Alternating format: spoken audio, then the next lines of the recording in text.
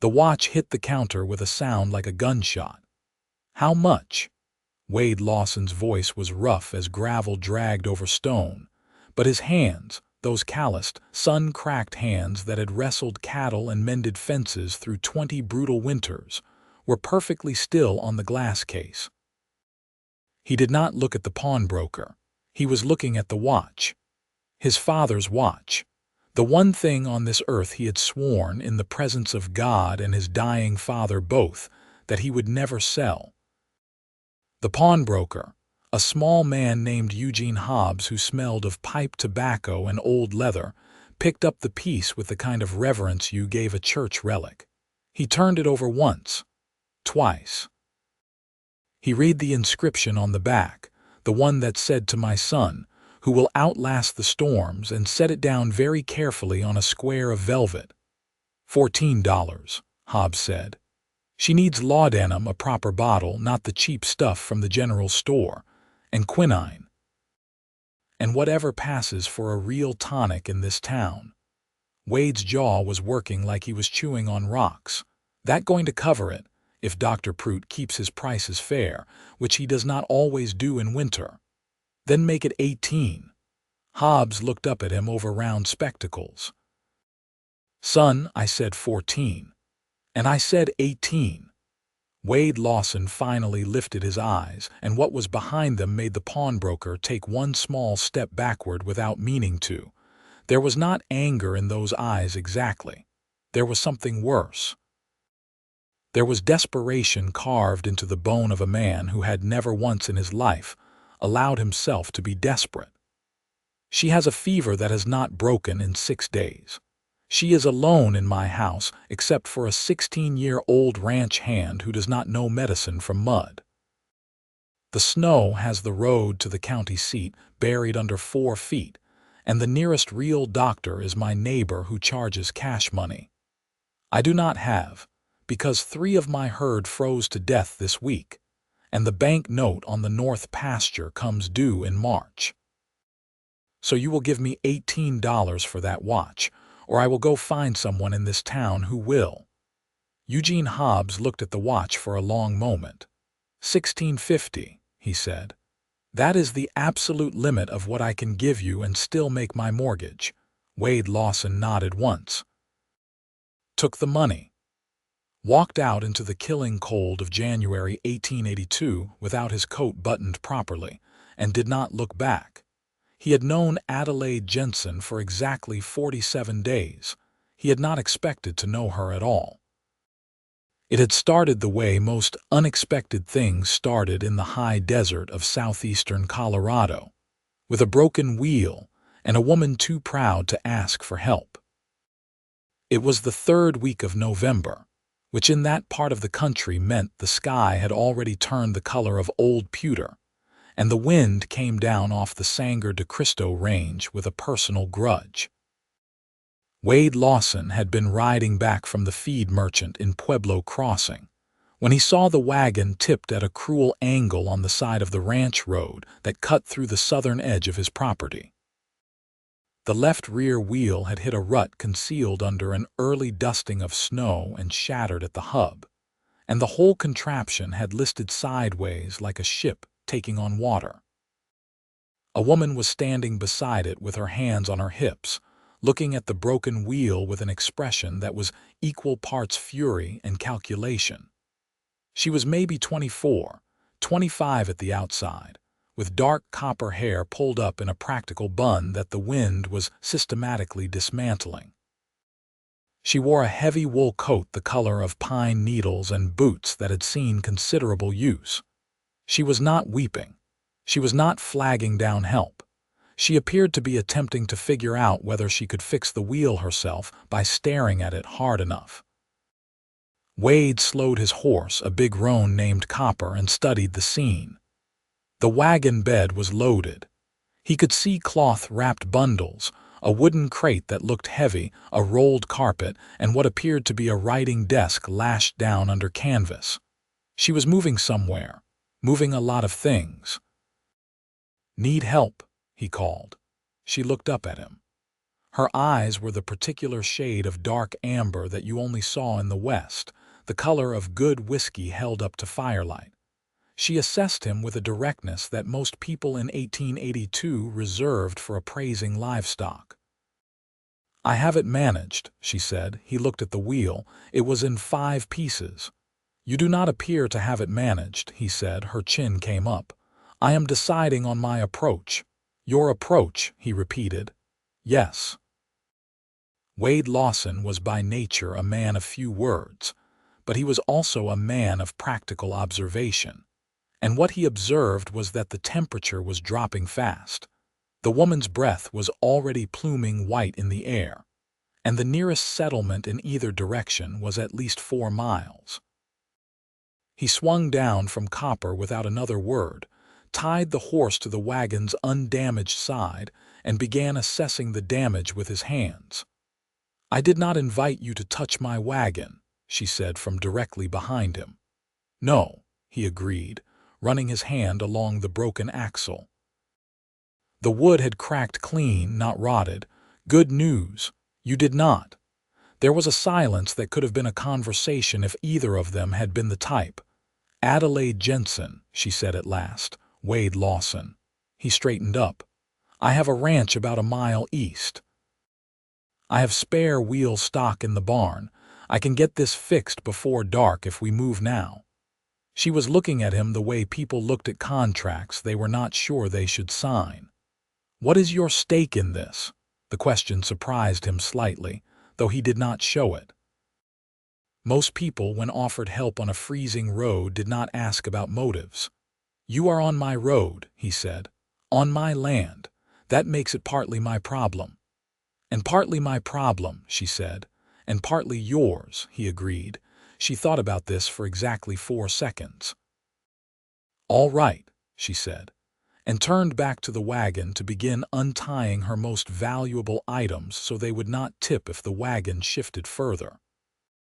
He watched her work for a moment, noting that she moved with a kind of methodical efficiency that spoke of someone who had been doing things themselves for a long time, perhaps too long. Then he went to bring the wagon right. It took them 2 hours. She helped without being asked, holding the wagon steady while he jacked it, handing him tools when he pointed at them, never once making the mistake of treating him like a savior she needed to charm.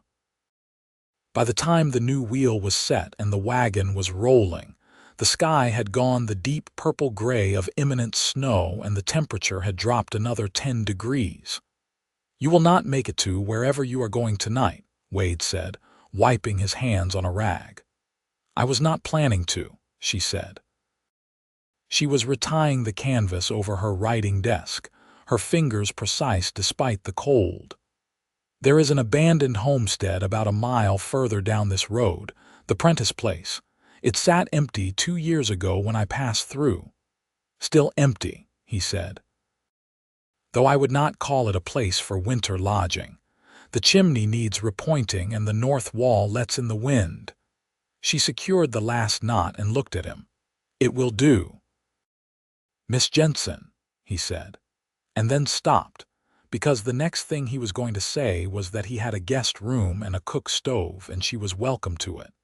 And he was very aware that this was something a man did not simply say to a woman he had met 2 hours ago on a frozen road, without it carrying implications she might find unwelcome. "Yes," she said. "I have a spare room," he said. "My housekeeper, Mrs. Tully, is at the ranch through February. It is not improper." Adelaide Jensen looked at him for a long moment with those amber eyes that seemed to calculate everything they touched. "For tonight," she said. "Until I have arrangements made." "For as long as you need," he said, which was more than he had meant to say. She nodded once as if they had completed a business transaction and climbed onto the wagon seat. "Lead on, Mr. Lawson," she said. He led on. The Lawson Ranch was not a grand establishment, but it was solid in the way that things built by stubborn men with their own hands tended to be solid. The main house was a 2-story structure of rough-hewn timber and river stone, with deep-set windows that kept the wind out, and a covered porch running the length of the front face. There was a large barn, 3 outbuildings, a good well, and a bunkhouse where his 3 ranch hands lived.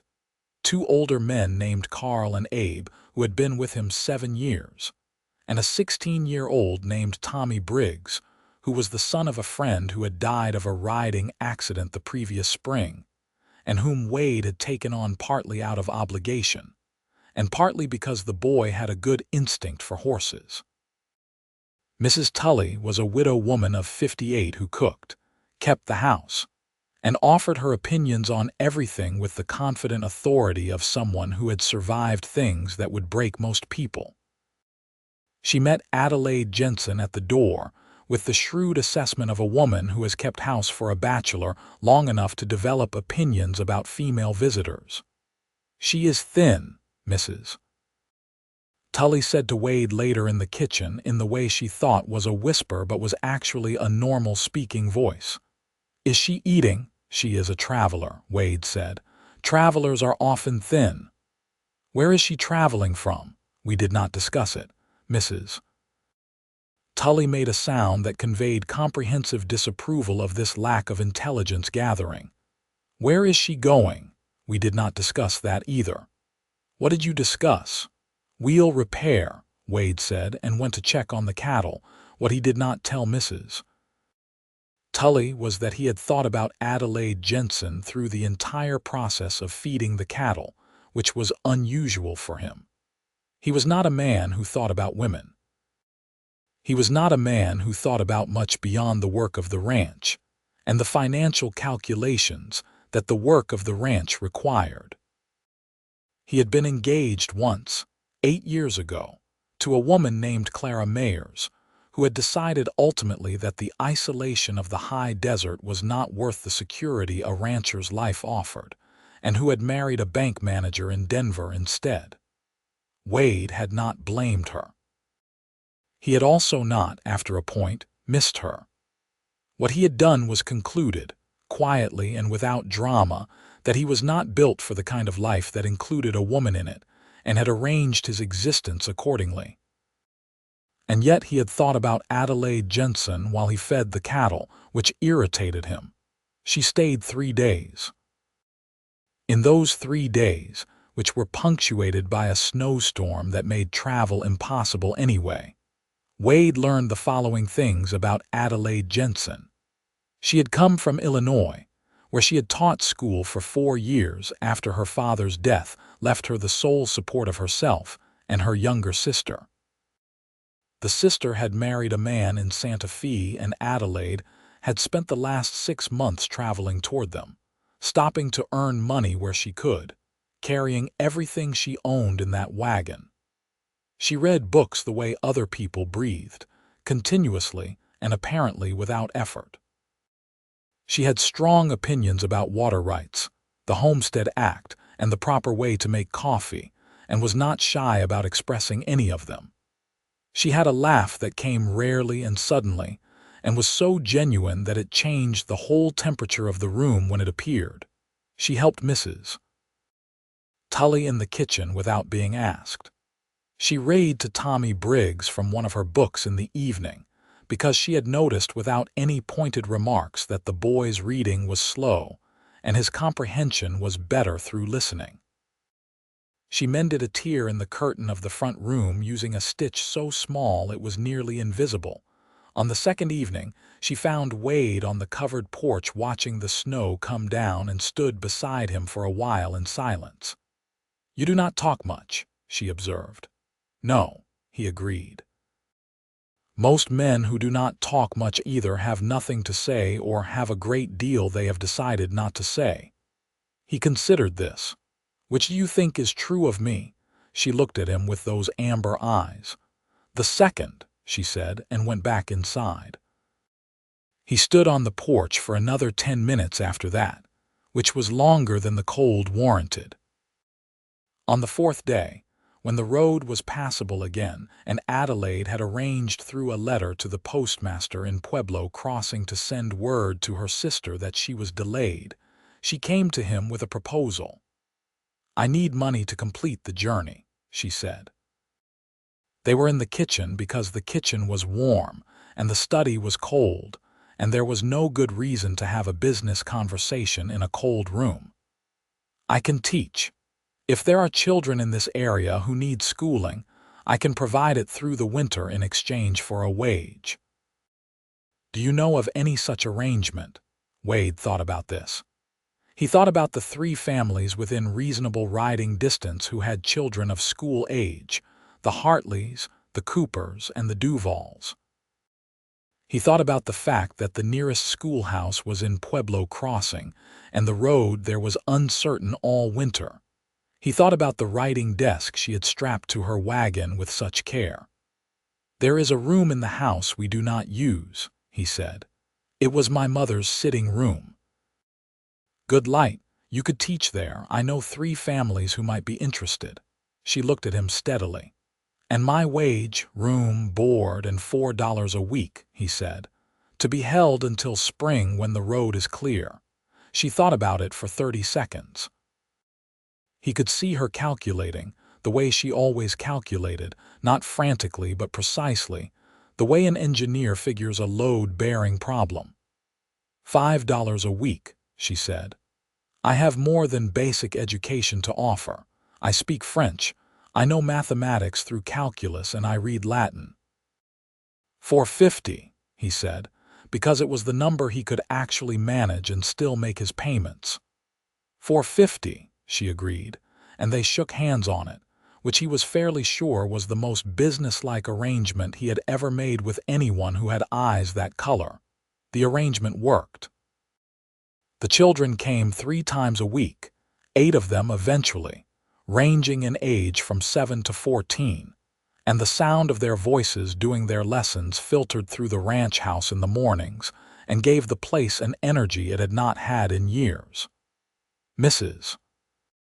Tully, who had been skeptical, became quietly and stubbornly loyal to Adelaide within 2 weeks, expressing this loyalty primarily through the provision of extra helpings at meals and pointed remarks about how much better the coffee was now that someone with taste was making it. What Wade had not anticipated, and what presented him with a problem he was not equipped to solve with the tools of practicality and stubbornness that had served him so well in every other aspect of his life, was that he began to look forward to the evenings. Not the evenings in any dramatic sense. Nothing happened in the evenings that he could have reported to anyone as significant. Adelaide read after supper, or wrote letters, or sat at the table with papers that appeared to be a manuscript of some kind, something she did not discuss and he did not ask about, because he understood that there were things people did not discuss and questions that were not his to ask. He worked on the accounts or sharpened tools or read the weekly newspaper from Pueblo Crossing. Tommy Briggs played a harmonica badly in the bunkhouse. Mrs. Tully went to bed early. But there was something about the shape of another person in a room that changed the room's atmosphere, and Adelaide Jensen in a room changed it in a way that was, he found, not uncomfortable. She was not trying to fill the silence. She was simply in it, the way she was in everything, deliberately and completely. And slowly, almost without either of them marking the progression, the silence between them stopped being the silence of strangers and became the silence of people who knew each other well enough not to need words for everything. He told her about the ranch one evening when the accounts were frustrating him, and she asked a direct question about the note on the north pasture that had surprised him with its financial precision. He told her about his father, who had built the place from nothing in 1857, and about the drought years of the 70s that had nearly destroyed it, and about the long, cold work of bringing it back. He told her about Clara in a single sentence, with no particular emphasis, the way you mention a drought that is past. She told him about Illinois in pieces, over several evenings, the way you dismantle a building one stone at a time. Her father had been a schoolteacher himself, which explained a great deal. Her mother had died when Adelaide was 12, which explained other things. She had two younger brothers as well as the sister in Santa Fe, the brothers both still in Illinois working a farm that barely produced enough to eat. She sent them money when she could. She had been saving for 2 years to complete this journey. "Why Santa Fe?" he asked one evening. "My sister is there," she said, "and she has a child now, a boy, and I have not met him." "That is enough reason," he said. She looked at him over her book. "Do you have family?" "No," he said. "My father died in '79, my mother before that.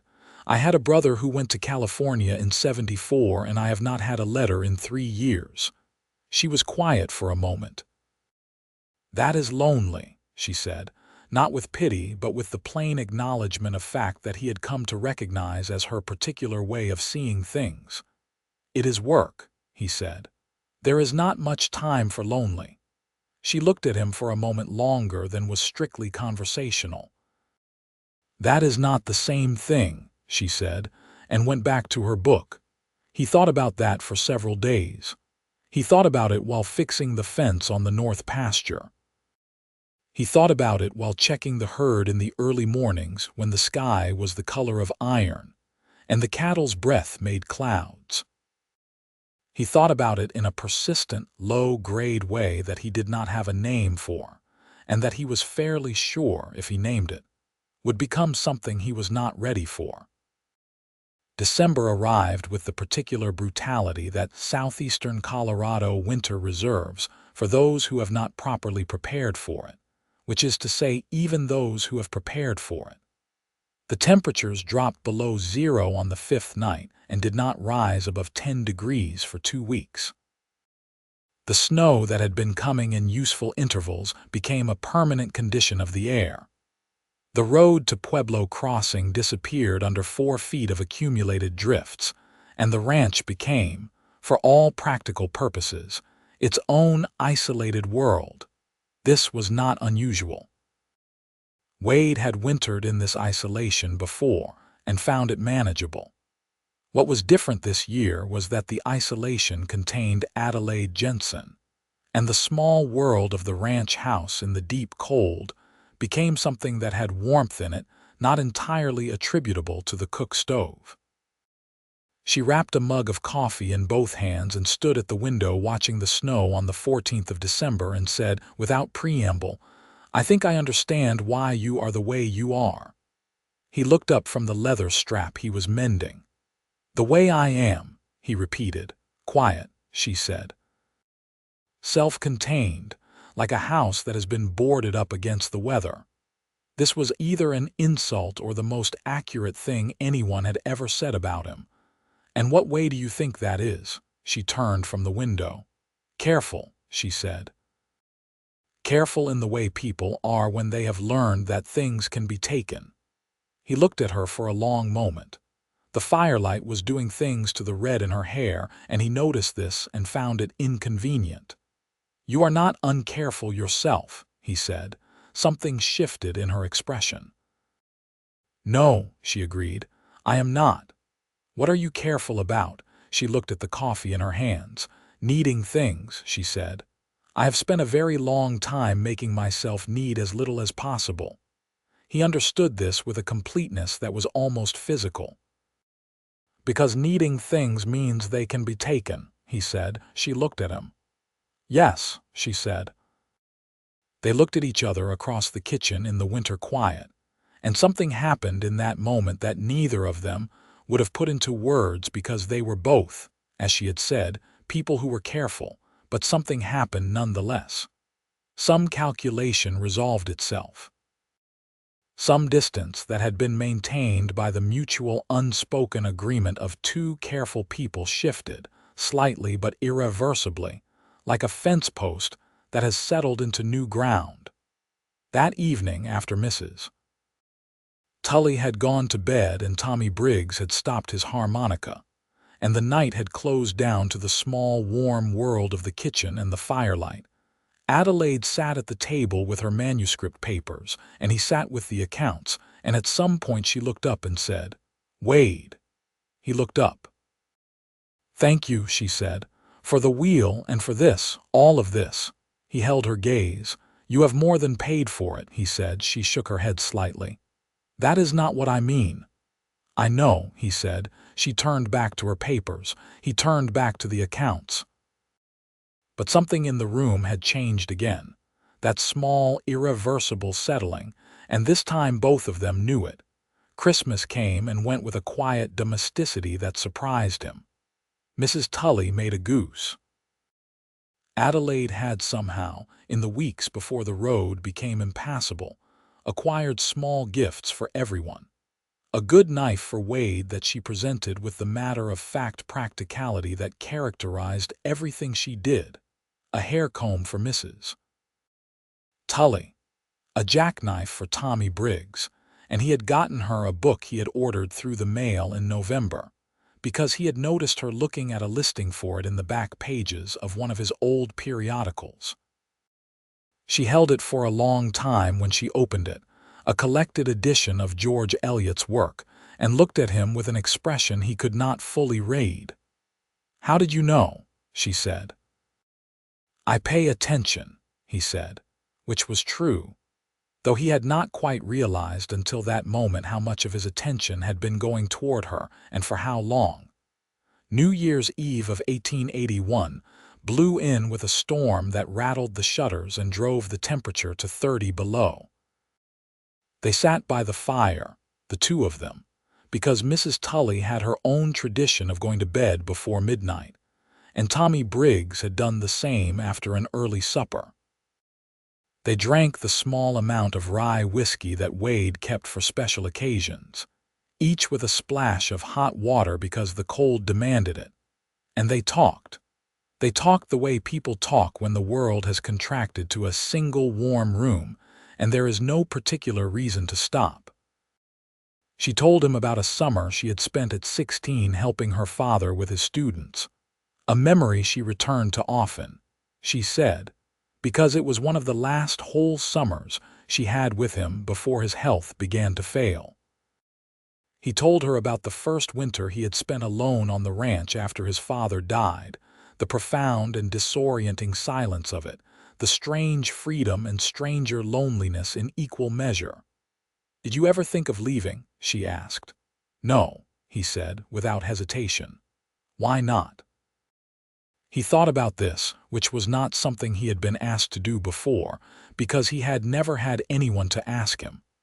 "Because it was his," he said at last. "And then it was mine, and the work of it is the meaning of it.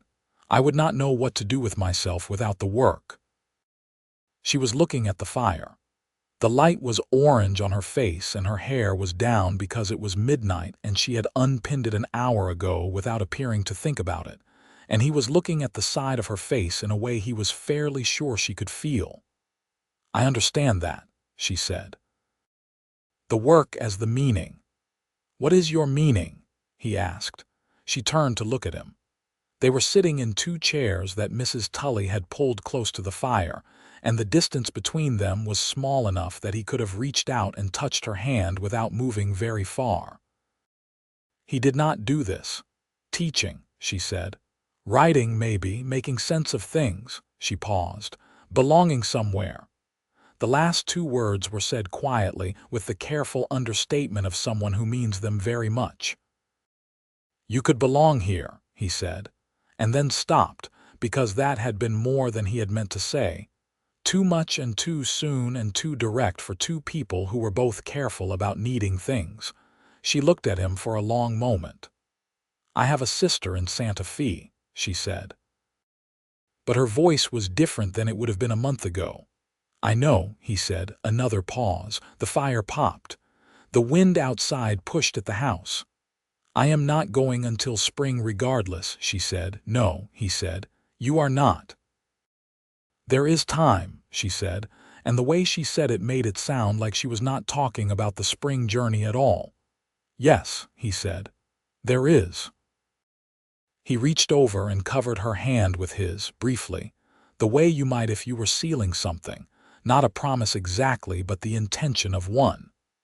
She turned her hand over and held his for just a moment before they both looked back at the fire.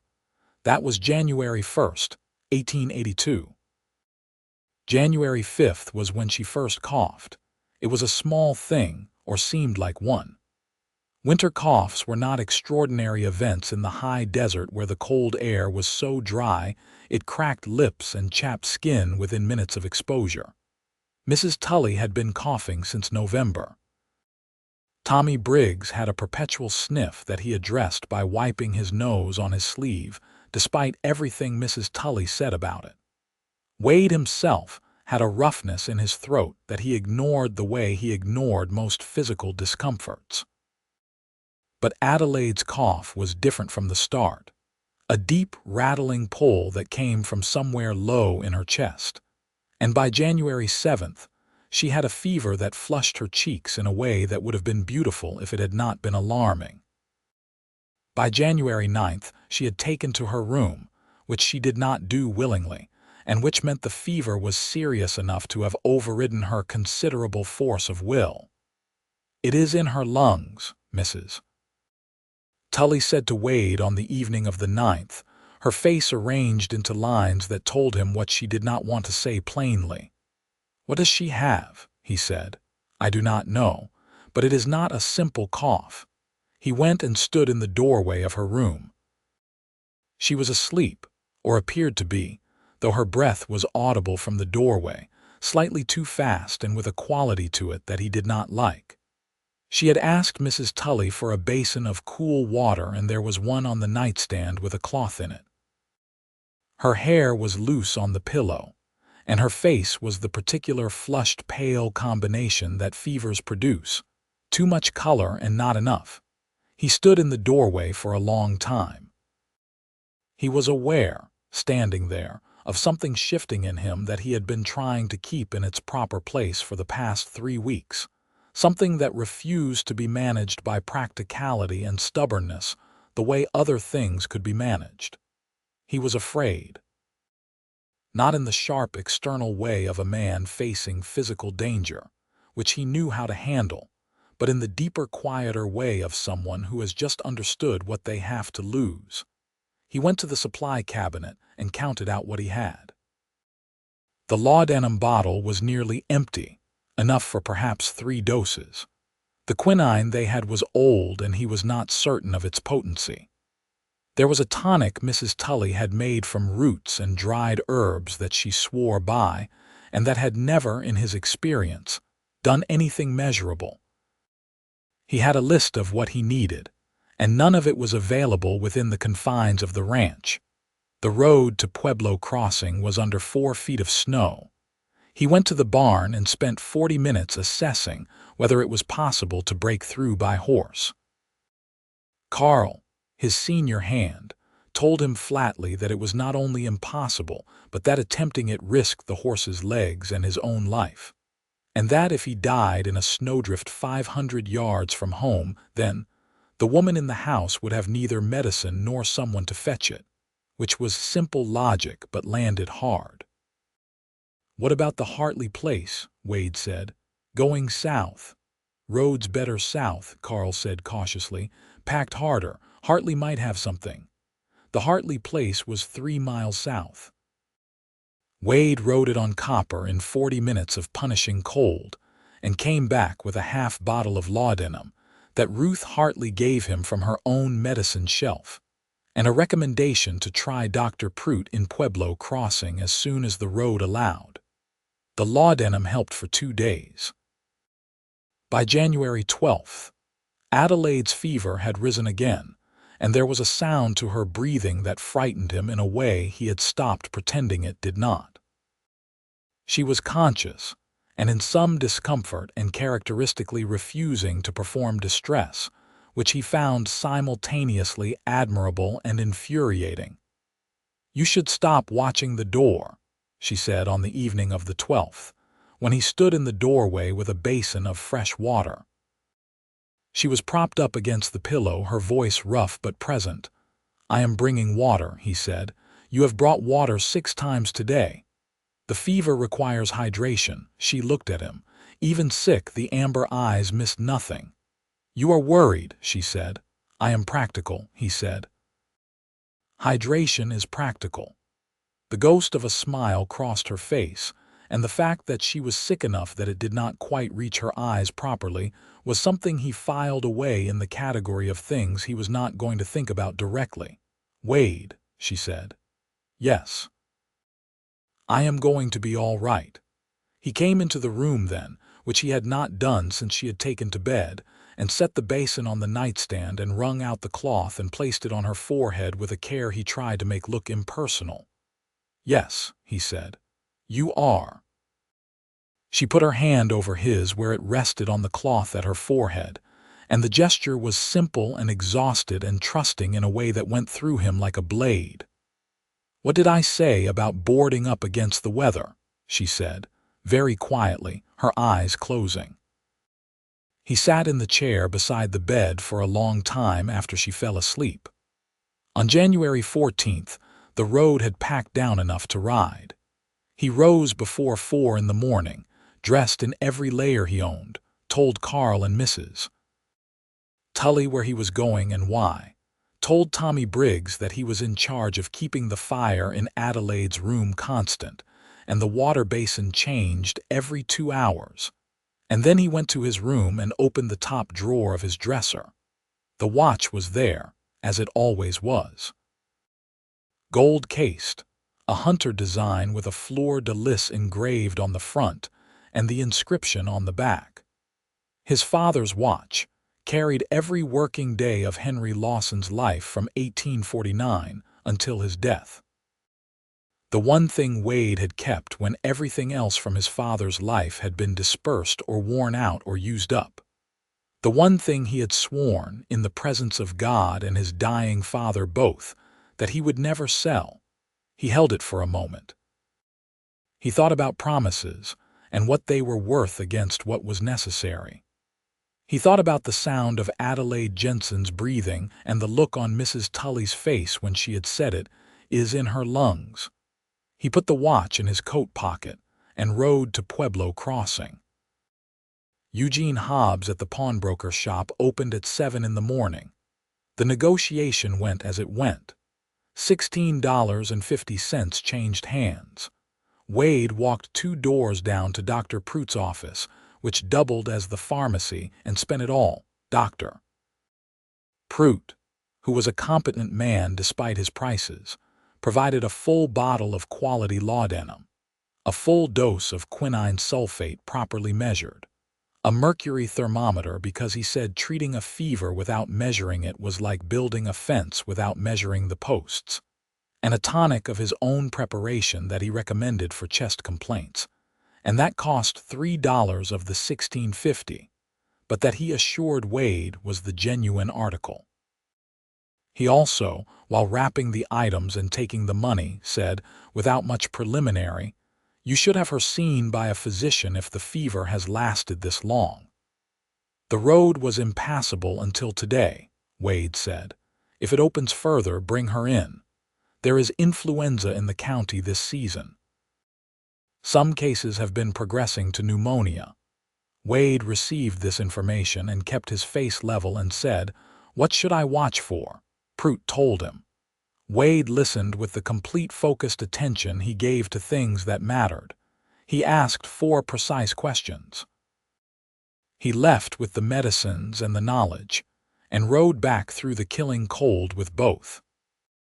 The next 12 days were the hardest of his life, which was saying something, because his life had included drought years and debt and loss, and the long, solitary work of keeping something alive through seasons that wanted to destroy it.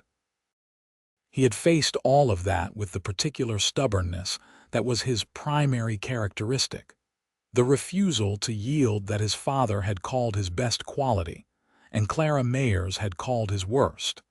He brought that stubbornness to the sickroom. He measured the laudanum precisely as Pruitt had instructed. He administered the quinine on the schedule Pruitt had specified.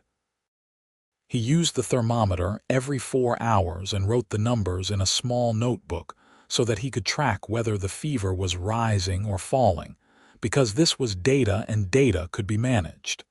He kept the fire constant. He kept the water fresh. He sat beside her bed in the evenings after Mrs. Tully had spelled him for a few hours, because he found that he could not sleep in his own room anyway and might as well be useful. She was delirious on the 15th and 16th, which were the worst days.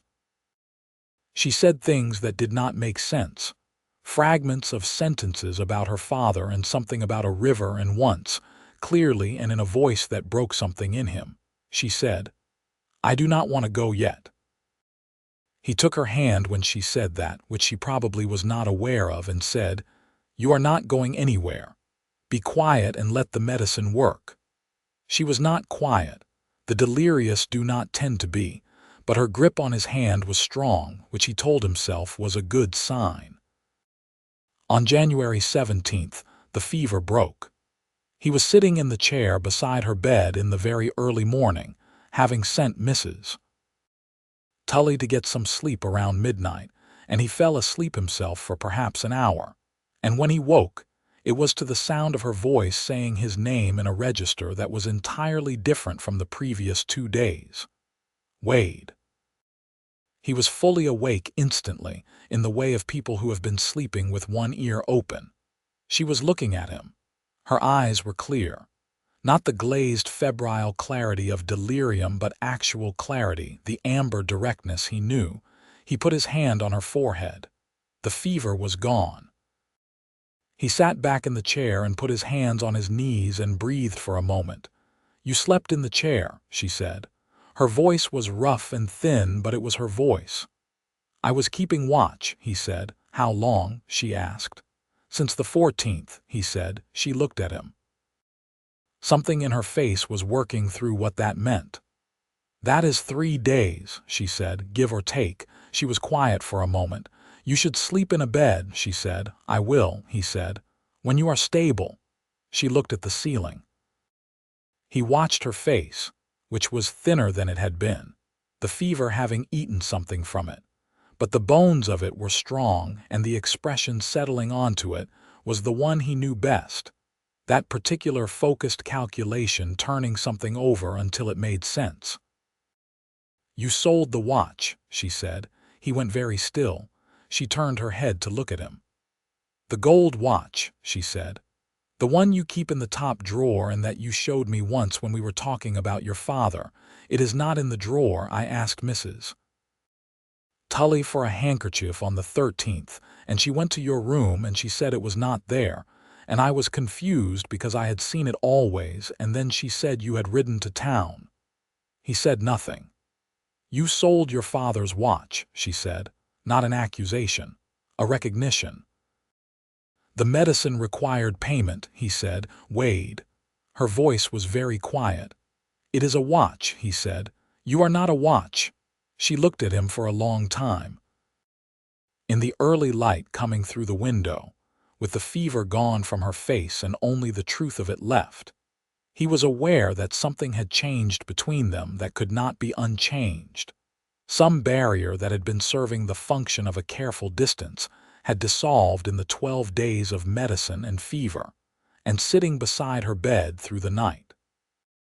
"I will get it back," she said, "when I have the wages from spring." "You will not," he said. "Wade, it was your father's." "Yes," he said, "it was."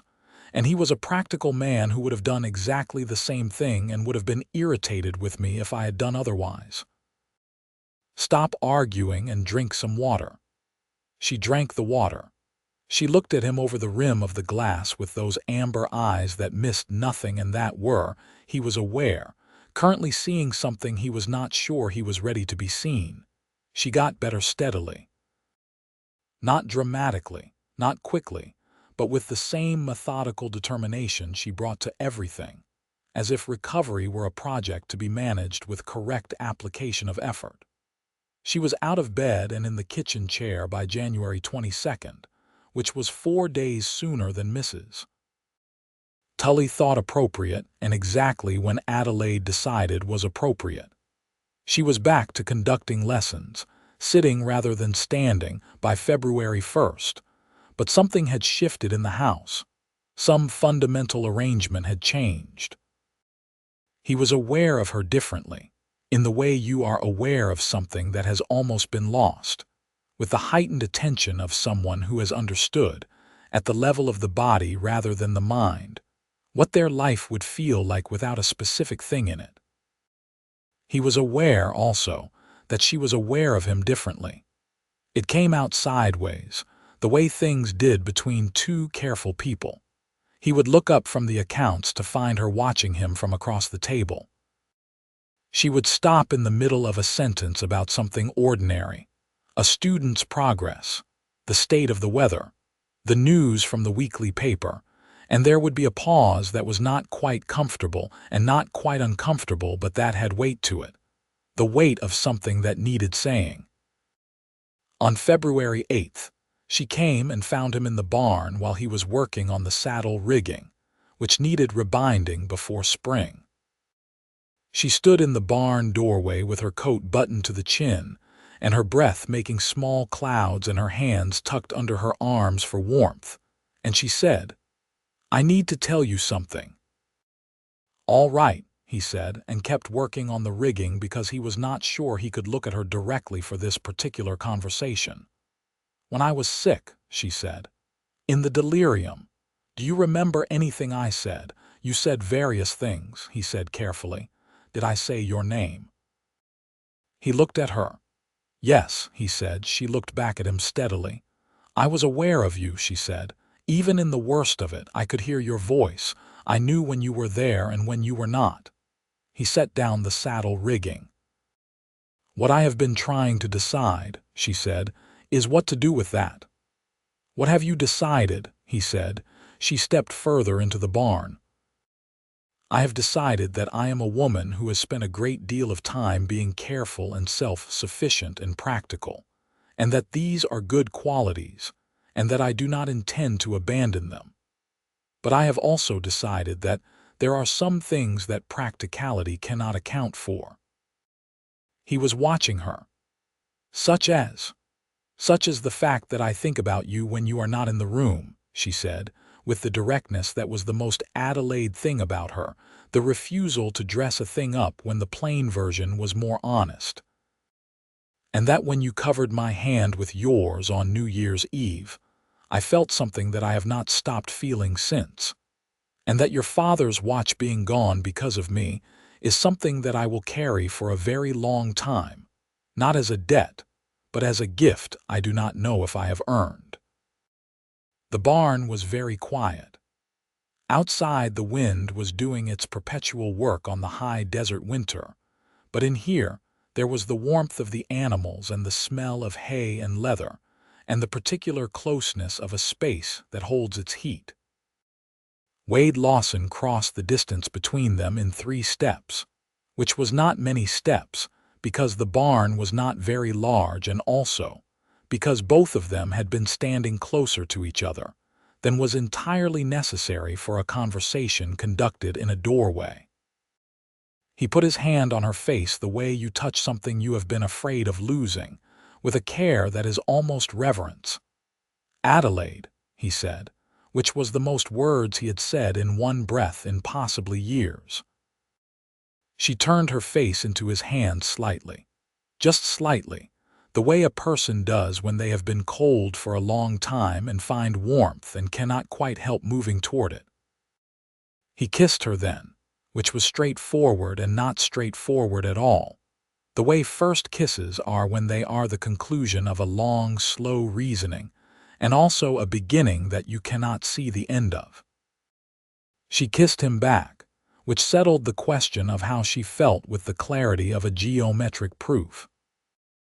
They stood in the barn in the cold light of February 8th, 1882, and the horses shifted in their stalls, and the wind pushed at the walls, and something that had been building since a broken wagon wheel on a frozen road in November completed itself. When they separated, she looked up at him with the amber eyes and said, "I still have a sister in Santa Fe." "I know," he said. "And I am still going in the spring," she said, To meet her child. Yes, he said, and then. She said, and what was in her voice was not the careful self-sufficiency that usually lived there, but something more unguarded. A question she was genuinely asking, from a person who had decided that some things were worth the risk of needing them. And then, he said, I would very much like you to come back. She considered this with the consideration she gave everything. And if I do come back, she said, what would that mean? That would depend, he said, on what you wanted it to mean. She looked at him for a long moment. Outside the barn, the winter pressed on, vast and indifferent and cold. In here there was the warmth and the hay smell and the horses and the specific close gravity of two people who have decided to stop being careful in the same room. I think, she said, very deliberately, that if I come back I would want it to mean something permanent. He felt that settle into him the way a right thing settles without friction into the exact shape of the space waiting for it. Then come back, he said. She put her hand flat against his chest, over his heart, which was a gesture of such quiet confidence that it rearranged something in him permanently. I will, she said. And Adelaide Jensen meant what she said. The rest of February passed with the particular quality of time that exists when people have made a decision and are living in the warmth of it. They were not demonstrative, because neither of them was built for demonstration, but there was a different ease between them, a comfortable certainty that expressed itself in small things. The way he saved the best chair by the fire for her. The way she brought him coffee without asking because she had learned how he took it. The way their hands would brush in passing and neither of them would move away. Mrs. Tully, who had been observing all of this with the attention of a general studying a battlefield, said nothing for 2 full days after the barn conversation, which must have taken considerable effort. On the 3rd day she found a reason to say to Adelaide in the kitchen, while they were both occupied with something else entirely, "He has not smiled like that in 7 years." Adelaide looked at her. "Just remarking, Mrs. Tully said, and went back to her bread dough with the satisfaction of someone who has delivered exactly the information they intended. March came in warm by the standards of the high desert, which meant the temperatures rose above freezing during the midday hours, and the road to Pueblo Crossing became passable in segments. The children who had been coming for lessons 3 times a week through the winter came for their final session on March 12th, and their parents came with them to collect them and to pay the remaining portions of what they owed, and to say the things that people said when someone had been teaching their children well all winter. Ruth Hartley, who had given her laudanum without being asked in January, pulled Wade aside near the barn while the others were inside. "She is a fine woman," Ruth said with the directness that characterized her. "Yes," Wade said. "Are you going to do something about that?" He looked at her. "I am working on it," he said. Ruth Hartley smiled, which she did not often do. "Good," she said. "This ranch needs a woman with sense in it." "It has been fine without one," he said, not entirely convincingly. "It has been functioning without one," she said. "That is not the same as fine." The first week of April, the road to Santa Fe was judged passable, and the wagons heading south were moving through the county again. Adelaide had corresponded with her sister through the winter when the post could manage it, and her sister, whose name was Clara, which Wade privately thought was either a remarkable coincidence or the universe having a particular sense of humor, had written that she was eager for the visit, and that the baby, whose name was James, had grown very much. The morning she was to leave, he helped her load the wagon for the 2nd time, and the difference between this loading and the first was the whole distance between strangers and something else. They worked in the comfortable efficiency they had developed over the winter, each knowing what needed doing and doing it without direction. When the wagon was loaded and the horse checked, and there was no more practical work to make the leave taking longer, they stood beside the wagon in the April morning, which was bright and cold, and she looked at him. "I will be 6 weeks at the most," she said. "I know," he said. She had been working at her jacket button with one hand, a small nervous motion he had noticed she made when she was managing emotion. And she stopped doing this deliberately and looked at him directly. "I want you to know," she said, "that this is the first time in my life I have had a genuinely difficult time leaving somewhere." He reached out and stilled her hand from the jacket button and held it. "Good," he said. "That means you have a reason to come back quickly." She looked at him for a moment longer, the amber eyes warm in the morning light, and then she put her free hand on his face briefly, the way he had done in the barn, a careful and complete gesture. "I have several reasons," she said, "but you are the one that matters most." He helped her up to the wagon seat and stood and watched her drive away down the April road. And the ranch was quieter than it had been in 5 months, and the silence had a different quality than the silence before she had come, the particular quality of something that is temporarily absent rather than simply gone.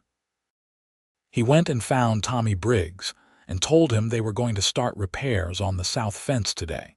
Because there was work to do, and work was where he put himself when he needed something to occupy the stubborn, forward-moving part of him that could not simply stand still and wait. Mrs. Tully watched him from the porch with the expression of someone who knows something, but has the good sense not to say it. 6 weeks went by in the relentless work of a ranch coming into spring.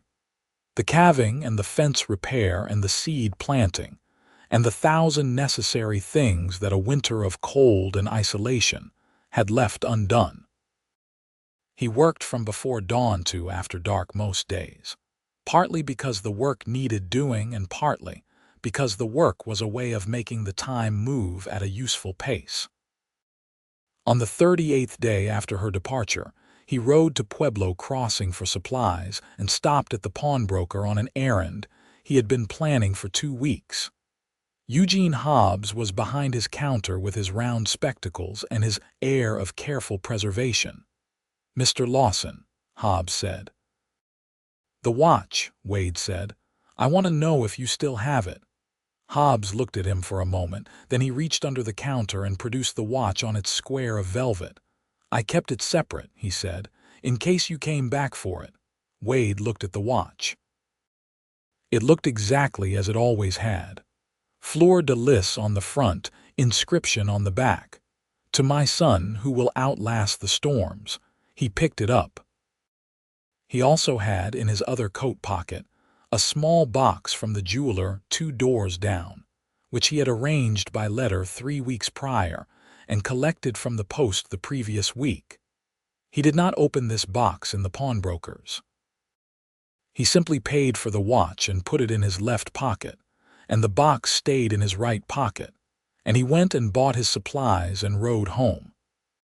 44 days after she left, on a May afternoon when the high desert had remembered how to be warm and the grasses were coming up green in the pastures, he heard the wagon on the road. He was in the north pasture checking the fence line, too far away to be at the house when she arrived. By the time he rode back, she was in the yard with Mrs. Tully, who had clearly already taken possession of her in some definitive way, because she had both of Adelaide's hands in hers and was talking with considerable animation. Adelaide looked up when Copper came into the yard. She was wearing the green wool coat, which was too warm for May but which she had not changed because she had been traveling. She was thinner than when she had left, and there was a color in her face from the road that was different from the winter pallor. She looked exactly like herself, which was a more specific and compelling thing than he would have expected. He dismounted and tied Copper to the post and walked across the yard to her. Mrs. Tully, with unusual discretion, found a reason to go inside. 44 days, he said. "I said 6 weeks, she said. 6 weeks is 42 days. I am 2 days late. I counted, he said. Something warm crossed her face. You counted, she said. I am a practical man, he said. I track important data. She laughed then, the real laugh, the one that changed the room's temperature. How am I important data? She said.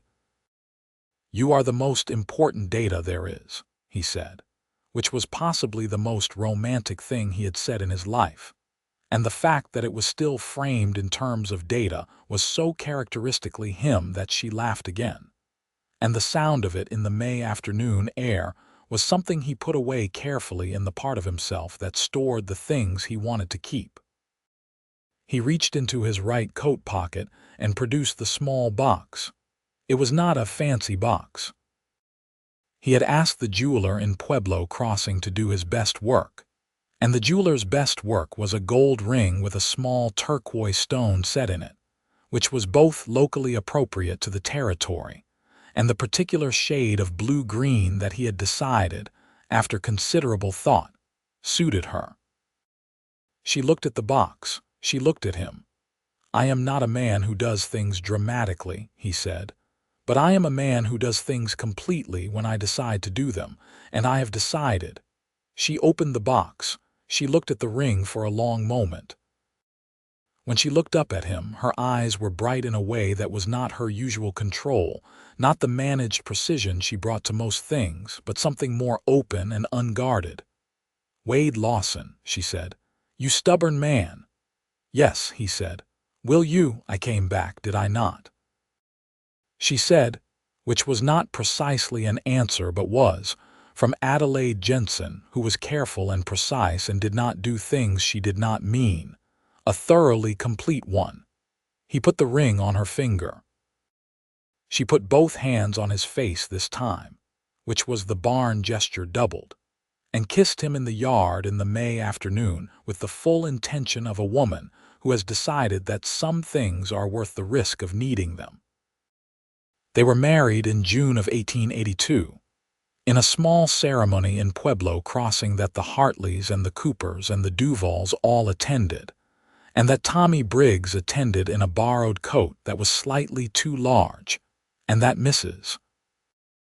Tully attended in a state of profound satisfaction, that she managed to contain to a manageable level only through considerable effort. The Reverend Thomas Hill, a solid man of 60 who had been marrying people in this territory for 20 years, looked at the two of them before the ceremony with the assessment of someone who had seen many marriages begin and had a fairly reliable sense for the ones that would last. Do you both understand, he said, that this is a covenant and not a convenience? Yes, said Adelaide Jensen, who understood contracts. Yes, said Wade Lawson, who understood permanence. Good, said Reverend Hill. Let us proceed. They proceeded. The watch came home in August of that year, which was a story in itself. Eugene Hobbs had sold it in April to a man passing through from Kansas City, but the man's wife had seen the inscription on the back and had made her husband ask after the original owner, which had led to a letter to the postmaster in Pueblo Crossing, which had led to a letter to Wade Lawson, which had led to an exchange of $20, which was more than the watch had fetched at the pawnbroker and which Wade paid without hesitation.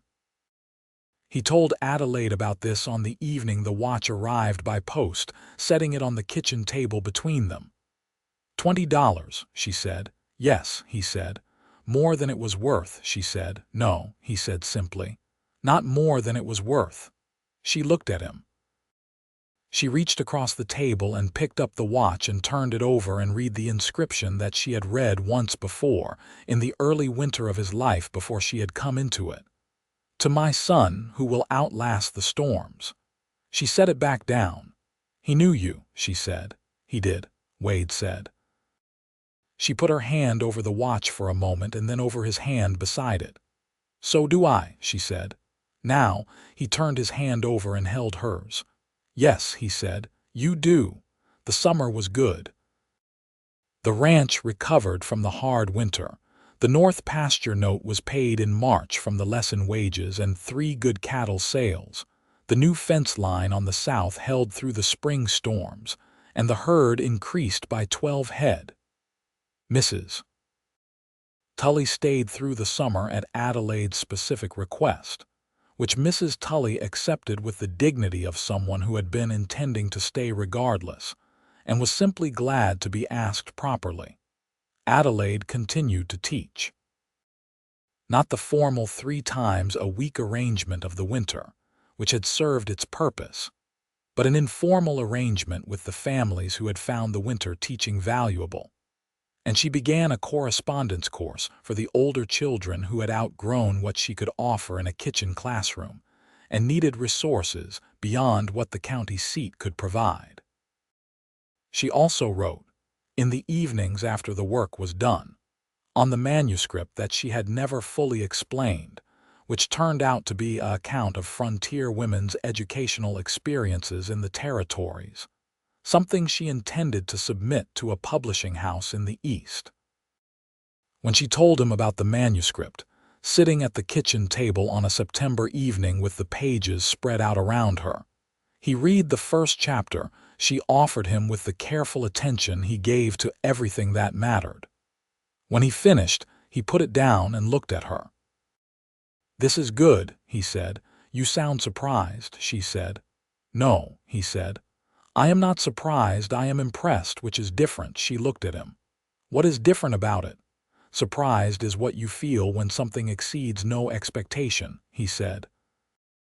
"Impressed is what you feel when something exceeds a very high one." She held his gaze for a moment. "That is," she said, "possibly the nicest thing you have said to me." "I will try to do better," he said. "I would like that," she said, and smiled at him across the table. And the smile was the full one, the one that changed the room's temperature, and he thought, not for the first time and not for the last, that he was the luckiest stubborn man in the high desert of Colorado. In December of 1882, the first full year of their marriage, 2 things happened that both mattered. The first was that the watch was repaired by a clockmaker in Pueblo Crossing who cleaned the mechanism and replaced the worn spring, and it ran perfectly for the first time in years. And Wade put it in his vest pocket every day after that, and carried it the way his father had carried it. And the weight of it, there was no longer the weight of a promise, but the weight of a life continuing forward. The second was that Adelaide told him, on a December morning when the snow was coming down soft and thick outside the kitchen window, and Mrs. Tully was conspicuously busy in another part of the house, that they were going to have a child. He sat very still for a moment. She was watching him with the amber eyes, the careful precision and the warmth behind it that he had come to know as the particular architecture of her. "You are quiet," she said. "I am," he agreed. "This is not a surprise," she said, "based on available evidence." He looked at her, and she was trying very hard to maintain the composed practicality that was her natural mode. But the brightness was back in her eyes that he had seen in the May afternoon in the yard when he had produced the ring, the unguarded thing behind the careful control. He got up from the table and came around to her and took her hands in both of his and held them, which was not a complicated gesture but which contained, in the way his gestures tended to contain things, a very great deal. "Good," he said, his voice rougher than usual. She breathed out. "Good," she agreed, and leaned her head forward against his shoulder, which she did not often do because she was not by nature a leaning person, but which felt in this moment like the exact right thing. "We will need to expand the bedroom," he said, into her hair. She laughed, the real laugh from against his shoulder. "We have 9 months," she said. "I know how to plan ahead," he said. "I know," she said. "It is one of your better qualities." The winter of 1882 into 1883 was gentler than the previous one, which could have been circumstance, or could have been the territory deciding it had already made its point. The snow came in measured portions rather than the punishing blankets of the previous year, and the road to Pueblo Crossing stayed passable for most of January and February. Adelaide continued to teach and write through the winter, adapting as her shape required, refusing to make a significant production of the pregnancy in the way that some women did, and that she found impractical. Dr. Prout, who came out in March to examine her, pronounced both her and the pregnancy in good health and told Wade privately that his wife had a constitution that most people would envy. Wade received this assessment with the particular satisfaction of someone who had already known it, but was glad to have it confirmed by someone with a medical degree. On the 14th of August, 1883, Walter Henry Lawson was born, and the Henry was for Wade's father, and the Walter was for no particular reason except that it was a strong name and Adelaide liked the sound of it. He was a large, determined baby who from the first expressed strong opinions about when he wanted to eat and when he wanted to sleep, and what he thought of the arrangements generally, which Mrs. Tully said was the most predictable thing in the world given his parentage. Carl and Abe and Tommy Briggs stood in the yard in a loose group on the morning after the birth, and passed a bottle of whiskey between them in a ritual of male celebration that involved very few words and a great deal of nodding. Wade came out to the porch and looked at them and said, "He is fine and so is she." And there was a general exhalation of relief among all three of them that indicated they had been more anxious than they had admitted. Adelaide held her son with the careful, precise attention she brought to everything, studying him with the expression she brought to new books, as if cataloging him and storing the information. She looked up at Wade, who was sitting on the edge of the bed, and said, "He looks like you." "The nose," Wade said. "The stubbornness," she said. "It is already visible." He looked at his son, who was indeed demonstrating a fairly comprehensive stubbornness about the blanket arrangement, and felt something move through him that was beyond any vocabulary he had reliable access to. So he did not attempt to articulate it, but simply put his hand on Adelaide's hair, very gently, and she leaned her head into his hand. "Walter Henry Lawson," she said quietly to the baby, who stopped fussing and looked in the direction of her voice with the unfocused attention of the very new. "He knows your voice," Wade said. "Apparently," she said, with a softness that was not the careful Adelaide but the one that existed behind the careful Adelaide, the one that had been coming into full expression across these 2 years. She looked up at him. "Are you happy?" It was a question she asked directly, because she asked all questions directly, and he answered it with the same plain intention. "Yes," he said, "completely." She smiled at him, the full smile, and it changed the temperature of the room as it always had and always would. Tommy Briggs, who had by now turned 18 and had developed into a genuinely skilled hand under Carl's patient teaching and Wade's demanding standards, came to Wade that fall with the information that he had been offered a position on a larger ranch in New Mexico and would be going in October. Wade shook his hand and told him he was the best 16-year-old horse hand that had come down a bad road in a long time, and that he was welcome back whenever New Mexico did not work out. And Tommy Briggs left with his jackknife and his harmonica and a solid reference, and the knowledge that he had been valued, which was the most useful thing a young man could take into the world. Carl retired in the spring of 1884, having announced that 58 was old enough to have a farm of his own, and that he had saved sufficient to buy a small plot south of Pueblo Crossing where he intended to grow vegetables and be left alone.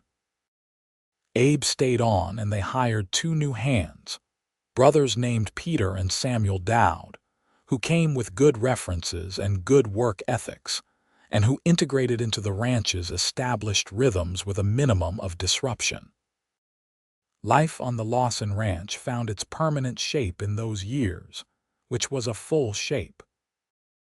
Adelaide's manuscript was accepted by a publishing house in Boston in the spring of 1884, which she announced at the supper table with the contained excitement of someone who has expected a thing, but is still genuinely moved by its arrival. She received $70 for it, which Wade put in the account against her insistence that it was hers to spend as she liked. They argued about this in the way they argued about everything, directly and without rancor, and with both of them making their actual position plain rather than the oblique conflict that characterized some marriages. She held that it was her money, earned by her work, and should be her disposition. He held that money earned in a marriage was the joint resource of the marriage, and that this was what marriage meant. She pointed out that this doctrine had historically been used to deprive women of agency over their own labor. He conceded that this was true, and that he was not making that argument. He was making the argument of partnership, which was different. This argument went on for 3 evenings, and was eventually resolved by Adelaide keeping $35 for a purpose she did not immediately specify, which turned out to be a subscription to a new periodical from Denver that she had been wanting for a year, and several new books, and a pair of very good boots that she wore every day for the next 4 years. The other $35 went into the joint account. Both of them were satisfied with this resolution, which was the mark of a negotiation done correctly. In January of 1886, their second child arrived, a girl this time, dark-haired and ferocious from the first hour, whom they named Clara after Adelaide's sister, who came from Santa Fe for the birth and stayed 3 weeks and was a small tornado of warmth and opinion that Mrs. Tully responded to with great affection. Clara Jensen, as she was in Santa Fe, arrived with her son James, who was 5 years old by then and solemn, and who spent the 3 weeks of the visit following Wade around the ranch with the earnest concentration of a boy who has decided that a rancher's life is the most interesting thing that has ever been presented to him. Wade took him out to see the horses on the second day of the visit, and James stood very still beside Copper and looked at the horse with absolute attention. "He is large," James said. "Yes," Wade said. "Are you afraid of him?" "No," Wade said. "I know him." "You are only afraid of things you do not know." James thought about this for a considerable time. Then he said, "Will you teach me to know him?" Wade looked down at this solemn 5-year-old with his mother's dark eyes and his father's cautious manner, and felt the particular expansiveness that children produced in him, which he had not expected before Walter was born and which continued to surprise him. "Yes," he said. "Come here." And he took the boy's small hand and placed it carefully on Copper's neck, and the horse turned his great head and regarded James with the mild curiosity of a horse who is used to being approached with respect, and James did not flinch.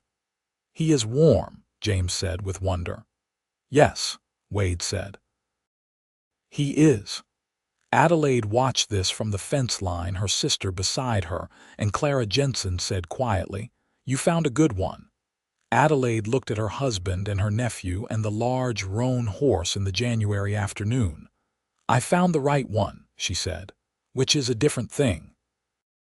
The years that followed accumulated the way good years do, not in dramatic individual events, but in the steady accumulation of days well lived. Walter, who was his father's son in stubbornness and his mother's in intelligence, grew into a boy who could calculate figures in his head at an age when most children were still working on their letters, and who had an instinct for horses that Carl, on his infrequent visits from his vegetable farm south of town, said was the best he had seen in 40 years of working with them. Clara, the younger, was her mother's daughter in directness and her father's in steadiness, and she read books at an age when most children were using them as furniture, and had opinions from the time she could form sentences, which was earlier than seemed entirely fair to those around her. Wade watched his children grow with the quiet, deep attention he brought to everything that mattered. He watched Adelaide teach the neighborhood children who still came, still write, her second book accepted in 1887 by the same Boston house, still read in the evenings by the fire. He watched the ranch grow into something his father would have recognized and been proud of. The north pasture paid off, a new barn built in 1885, a reliable relationship with the cattle buyers in Denver that meant good prices for good beef. He carried the watch every day. He wound it every morning. Sometimes he took it out in the late afternoon at the end of a long day's work and looked at the inscription his father had chosen for him. "To my son, who will outlast the storms." He thought about the winter of 1882, and the frozen road, and a woman with amber eyes standing beside a broken wagon with her hands on her hips, looking at it as if she could fix it by calculation alone. He thought about what $16.50 had purchased, which was imprecisely measurable but comprehensively large. She looked up when he came in. The amber eyes in the lamplight were the same as they had been on a frozen November road 8 years ago, and also entirely different the way people's eyes are when you know them all the way through. "Good evening," she said. "Good evening," he said. He hung his coat and washed his hands at the basin and sat down at the table across from her. "The children are asleep," she said. "Both of them," he said, because Clara in particular had a range of opinions about bedtime. "Both," she confirmed, with the satisfaction of someone who has won a campaign. Mrs. Tully told her a story about a horse, and she was asleep in 7 minutes. Mrs. Tully, who was 65 now, and had been talking about retiring to live with her daughter in Lamar since 1884, but had not yet done so, retained her hold on the household with a combination of authority and affection that none of its members were willing to disrupt.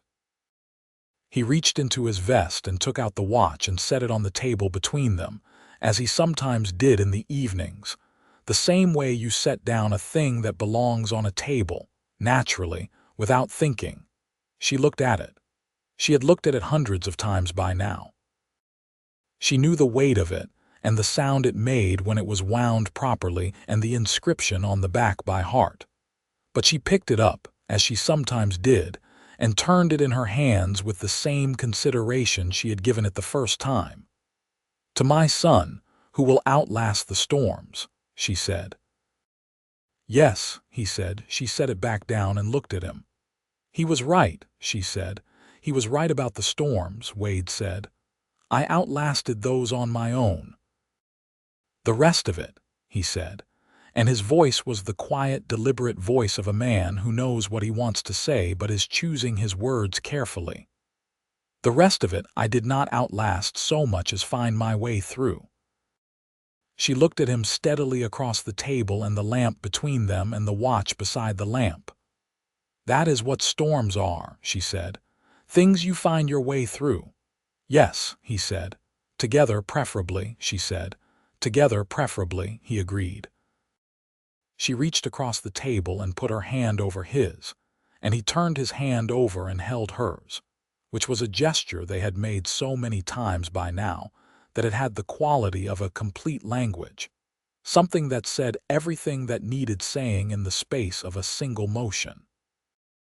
Outside the ranch house, the October night was clear and cold and full of stars, the kind of sky that the high desert of southeastern Colorado produced in the fall, vast and uncompromising and deeply beautiful. The cattle were quiet in the pasture. The horses were settled in the barn. The creek made its sound through the cottonwoods. The cook stove ticked as it cooled. Inside the lamp circle was everything that mattered. The watch on the table, the papers covered in Adelaide's careful handwriting, the coffee cups nearly empty, Two chairs pulled close enough that the people in them could reach each other without effort, and the particular quality of silence that exists between two people who have chosen each other completely and have no argument with the choice. The watch ticked. The lamp burned. The watch ticked the seconds of the evening away, and they sat together in the warmth of it. And the ranch went on around them in the dark, alive and lasting. The work of stubborn hands and a stubborn heart that had finally, in the best way possible, been taught by a copper-haired woman with amber eyes and a broken wagon wheel that stubbornness is only half the work. The other half is being willing, when something matters enough, to lay down the thing you thought you could not live without, and find out that what you get in return is everything you did not know you needed.